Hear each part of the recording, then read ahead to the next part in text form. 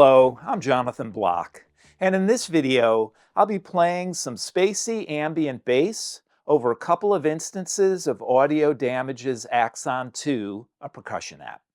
The signal chain is a Gibson SG Standard short-scale bass with Labella flatwound strings. The output from the bass goes directly into a Universal Audio Volt 276 interface that communicates back and forth with the iPad Pro. I've got a setup here in AUM. Let me throw that up. It's just Audio Damage apps today. Again, a couple of instances of Axon 2 as a synthesized percussion sound through a bunch of Audio Damage apps, and the bass will go through the Audio Damage apps as well. So why don't I walk through each of the different slots here. The first two is Axon 2, and then we have the bass. Let me start with the bass. Got a whole bunch of effects. I want to turn everything off first so you can hear the clean bass sound. So this is the direct. Now I've got this set up so that it really gets kind of a tighter jazzy sound. Not really what you would associate with the Gibson SG because of the big mug buck. Let me try that one more time. The big mudbucker right up here at the neck, which gets a really bassy sound.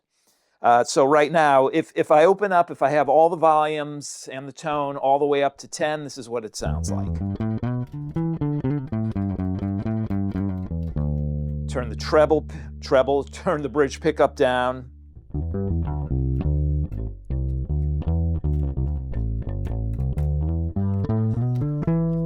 Turn it all the way back up.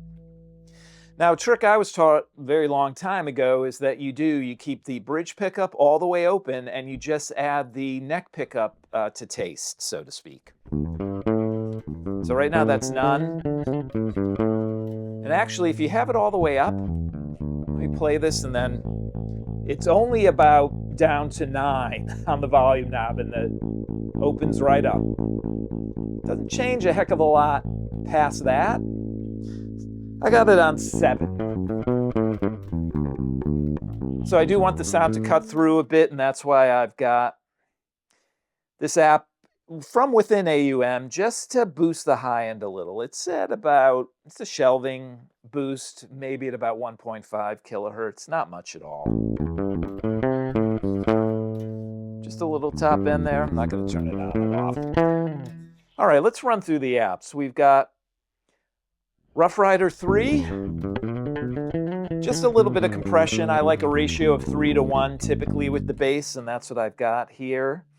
Then for modulation, I'm using, again, these are all Audio Damage apps. This is QuatroMod, but I'm using this, it's a frequency shifter that's really a phaser. Subtle. If you pay attention while I'm going through all of these, the mix knob is really low, particularly with bass. The mix knob is your friend. So I've only got this on, what do we got here, for 25% for the mix. Again, just not crazy, but you can hear it. It'll go away when all the other instruments come in. I want to skip the next one because that's really the main sound app for the bass, Other Desert Cities. Then we have a delay here, Dubstation 2. It's interesting, I've created a bunch of patches, but anytime you call anything up within AUM with Dubstation, it just says default. I don't know why. So this is just a chord, ping-ponging quarter note. But again, mix knob's low, got about 20%. And then finally, we've got some reverb from Adverb 2. This is a plate reverb.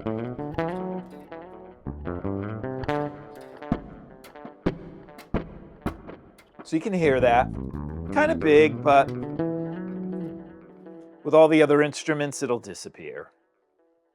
And let's get to Other Desert Cities. I've got 2 patches in here that I'll use. The first one here, which is really a doubling, just makes that delay even more pronounced.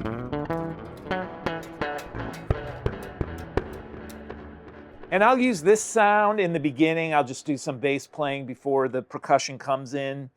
And then I'll be turning on each instance of Axon 2 one at a time. So this will be the patch for the first instance. And then we've got a patch here I just call ripples. It's more grain, granular delay. So that I'll be using for the solo sound once everything's going. But let me get it back to the initial sound I need, close that up. Let's move over to Axon 2. I'm just going to turn these on. Let's turn off all of the effects. I'm going to start with the second one here because that's the one that's going to go on first. So this is just clean. This is actually one of the first apps I bought for the iPad, probably 6 or 7 years ago. They have a new version out you have to pay for, but I love this. I've created maybe 5 or 6 patches over the years, and it's amazing. So you can hear there's some delay in here. And then we're just add effects one by one. So we've got a little bit of delay from Dubstation 2. You can hear, again, very subtle, mix knobs low, as usual, 15%, is that what it says? 10%. Let's add in this instance of Adverb 2. Now, just like the bass, get that echo, but a lot of this is going to disappear once the other instruments are going. I have this pretty low. We've got this at what, like 1? Just to give a little space. And then finally, just some compression. So you really can hear the difference there. This I'm using as a parallel compressor. So I've got the mix at about 50%, but the ratio is 9:1. So that's almost, I mean, that's really tight, almost limiting. But that's off. Just kind of tightens it up and puts it a little more in your face. Let's turn this version off of Axon 2 and put the other on. Not sure why it's not running. Oh, because the volume's down. And I need to remember that because when I do the improv, it's the first one's playing, but if you know AUM, you know you can go like this and you don't hear it anymore. But when you bring it in, because of the delays, it just is kind of odd. So doesn't sound right, which is why I kind of fade that one in. So again, here we've got, you can hear a little delay in there. You know, it's really right on the beat. Let's add again one by one. So this is another instance of Dubstation 2.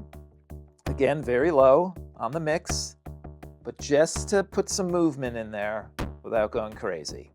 And then another instance of Adverb 2 for the reverb. Again, really low. Turn it up so you can hear. But we don't want it like that. We want it really low and subtle. And then compression again, same thing, 9:1. And again, AUM has its own kind of sound processing apps and other utilities. So I have this pan using the stereo pan feature of AUM, just going a little to the left, not much. Let me bring the other one in. Whoops, that's what it looks like. Just open them up, one up.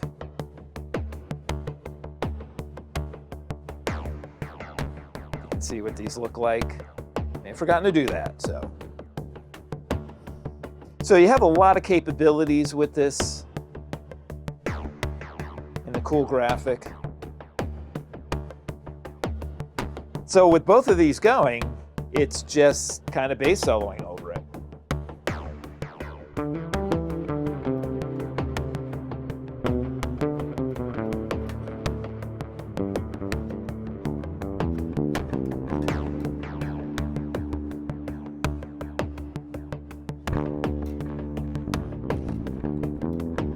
Yes, I will try to hit. I mean, there's a million different percussion sounds going. Every note you hit, you're hitting something on the beat. But you can hear those kind of off-kilter ones occasionally. there's actually a pattern there.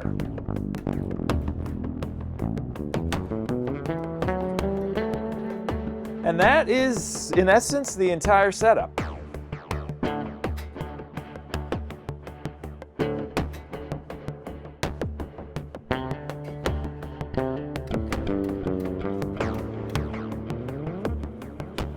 Let me reload this and we'll just go right into the jam.